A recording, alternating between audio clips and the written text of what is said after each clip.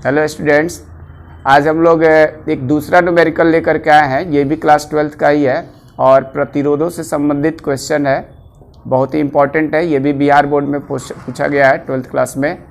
तो इसको देखते हैं ये क्वेश्चन क्या कह रहा है। श्रेणी क्रम और समांतर क्रम से रिलेटेड ही ये भी क्वेश्चन है। क्वेश्चन का देखिए क्या है। 25 एक समान प्रतिरोधों को पहले श्रेणी क्रम में जोड़ा गया और फिर उन्हें समांतर क्रम में जोड़ा गया। क्वेश्चन है कि श्रेणी क्रम में समतुल्य प्रतिरोध का समांतर के समतुल्य प्रतिरोध से क्या संबंध है। ये बिहार बोर्ड 2007 में आया हुआ क्वेश्चन है इंटरमीडिएट में। तो देखते हैं। श्रेणी क्रम में हम लोग जानते हैं कि अगर दो या दो से अधिक प्रतिरोधों को श्रेणी क्रम में जोड़ा जाता है तो उसका क्या होता है, तुल्य प्रतिरोध कैसे निकालते हैं। उसका तुल्य प्रतिरोध RS इक्वल टू होता है RS, ये श्रेणी क्रम के लिए श्रेणी क्रम संयोजन समायोजन या इंग्लिश में सीरीज कॉम्बिनेशन में तुल्य प्रतिरोध जिसको हम लोग इक्विवेलेंट रेजिस्टेंस कहते हैं इंग्लिश में। तुल्य प्रतिरोध RS इक्वल टू ये होता है R1 plus R2 plus R3 and so on. इस टाइप से होता है जितने भी प्रतिरोध हो। अगर यहाँ पर 25 रेजिस्टेंस से 25 प्रतिरोध है तो R1 plus R2 plus R3 equal to यहाँ पर लिखेंगे कहाँ तक लिख लेंगे, R25 तक लिख लेंगे। ठीक है, 25 प्रतिरोध है ना, तो हम लोग R1 R2 R3 R25 तक लिख लेंगे। अब प्रश्न से दिया हुआ था कि इसमें जो प्रतिरोध है 25 एक समान के प्रतिरोध हैं, एक समान, यानी जो हम R1 R2 R3 जो लिखे हैं अलग अलग प्रतिरोध, तो ये सभी जो प्रतिरोध हैं आपस में कैसे हैं, वो सभी आपस में इक्वल है। इनकी जो वैल्यू है R1 का भी मान अगर मान लेते हैं अगर 2 ओम है तो R2 भी 2 ओम, R3 भी 2 ओम, R25 सभी 2 ओम।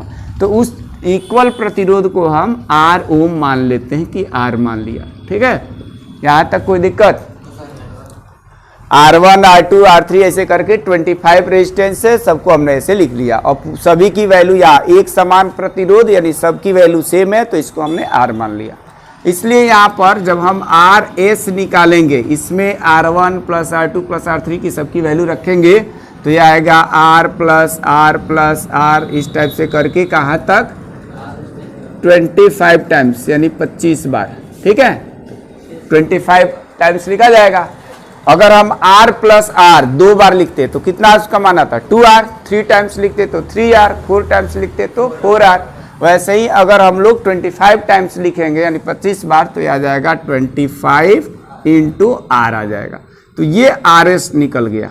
ठीक है, यानी हम लोगों ने क्या निकाल लिया, यहाँ पर जो पूछा था कि 25 एक समान प्रतिरोधों को पहले श्रेणी क्रम में जोड़ा गया और फिर समांतर क्रम में, तो ये श्रेणी क्रम में समतुल्य प्रतिरोध का मान निकाल लिए हम लोग। क्या निकाल लिए, 25 प्रतिरोधों को जब श्रेणी क्रम में जोड़ा गया तो उसका समतुल्य मान निकाल लिए, इक्विवेलेंट वैल्यू आ गया। अब इसको किस में जोड़ना है, समांतर क्रम में। तो समांतर क्रम संयोजन में क्या होता है, समांतर क्रम संयोजन यानी कि पैरेलल कॉम्बिनेशन संयोजन में तुल्य प्रतिरोध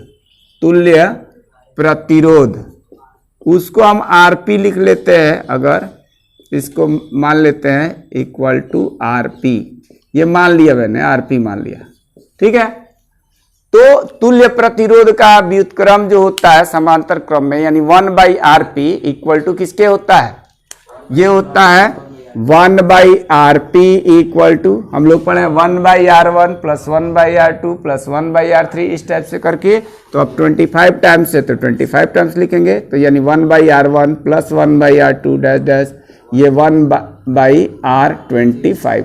ठीक है, अब चूंकि हम लोग प्रतिरोध तो वही है, बस अंतर क्या है कि उसका हमने क्रम चेंज कर दिया। पहले श्रेणी क्रम में जोड़ा गया था और अब समांतर क्रम में जोड़ दिया गया।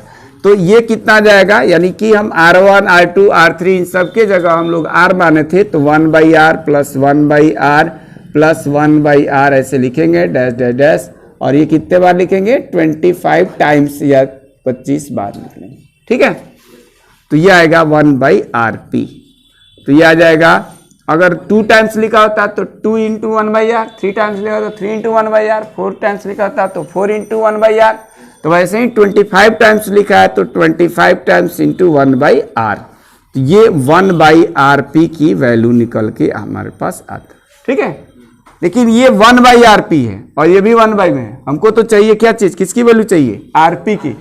तो यानी तुल्य प्रतिरोध चाहिए, तो RP जब निकालेंगे तो रेसिप्रोकल हो जाएगा। तो 1/RP का जब करेंगे 1/RP का रेसिप्रोकल तो RP/1, और 1 से किसी भी टर्म से डिवाइड करो कोई फर्क ही नहीं पड़ता, वही रहेगा, इसलिए उसको ऐसे नहीं देते हैं। यहाँ पर भी ये 25/R लिखा है तो ये हो जाएगा R/ कितना 25। ये RP की वैल्यू आ गया। तो यहां पर सीरीज कॉम्बिनेशन में इक्विवेलेंट RS = 25R आया हुआ है, और यहां पर पैरेलल कॉम्बिनेशन में क्या आया हुआ है, R/25।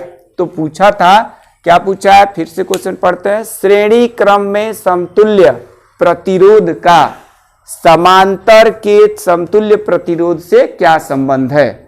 तो हम लोग क्या करेंगे, डिवाइड कर देते हैं। ठीक है, किसमें किससे डिवाइड कर देते हैं, हाँ, जो इक्वेशन फर्स्ट है, समीकरण फर्स्ट है, समीकरण फर्स्ट में समीकरण सेकंड से क्या कर देंगे, समीकरण सेकंड से डिवाइड कर देते हैं भाग करने पर।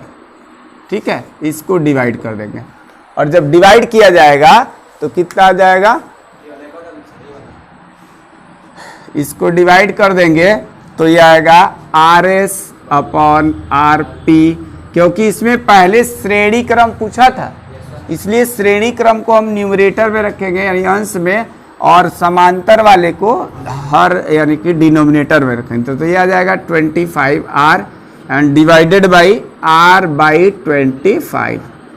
अब ये जो 25 है ये कहाँ चला जाएगा, न्यूमरेटर में, तो 25 × 25R डिवाइडेड बाई R से R कैंसिल आउट हो जाएगा, और 25 × 25 कितना होता है 625, और इधर RS/RP, और यहाँ डिवाइडेड बाई कुछ नहीं तो 1 है, क्रॉस मल्टीप्लाई करेंगे तो आ जाएगा RS = 625/RP।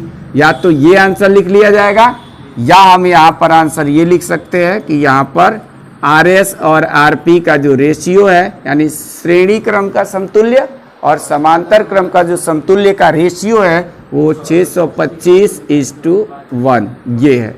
तो यही हमारा क्या हो जाएगा, आंसर है।